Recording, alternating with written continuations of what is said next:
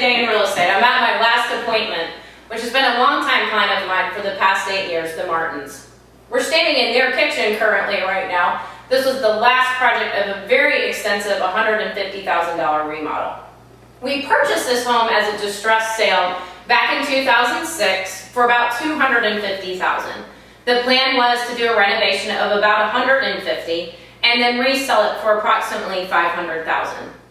We allocated about $21,000 for this kitchen remodel. Unfortunately, like a lot of projects, we went a couple thousand over budget, but for very good reason. We decided to add this travertine tile backsplash last minute, but it finished off this kitchen marvelously. The one feature I really like about this, it's got very, very neutral hues in it. So it's going to appeal to a ton of different buyers, regardless of age, demographics, anything really. The other neat thing is they did a sanded tile grout. You know, many of you are very well aware of that annoying gap between the tile and the granite that happens over time. Well, because they had a silicone additive added to it, we won't have that in a couple of years, which will keep everyone really happy. We're then going to move on to the appliances. They really picked a mid-range brand of appliances. They went with Gen Air, but it really finished the look in this kitchen. Very sleek, modern look. They elected to go with the gas cooktop. I would have loved to have seen a double oven in here, or at least another oven in this section here, which easily could have been done.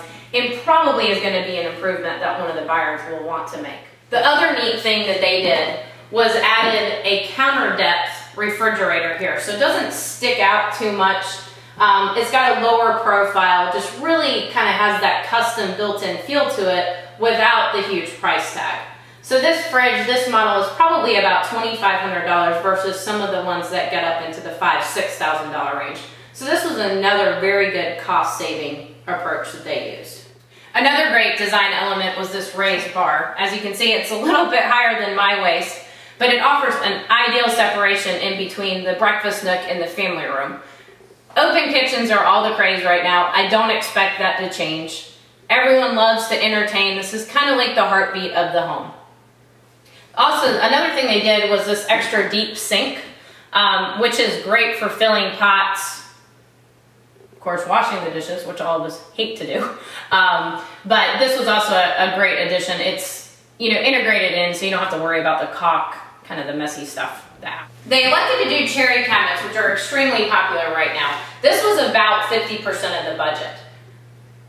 The one thing I don't like about these cabinets, they aren't custom. These are actually a production cabinet company.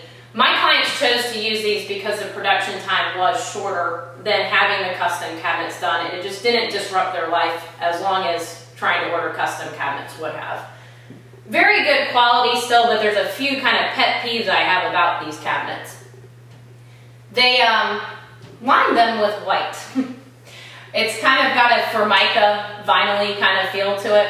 The other interesting thing is because this was a Canadian-based company, it uses the metric system. Not all of us have metrics lying around in order to adjust these shelves up and down. So you kind of have to have an extra tool in order to do that.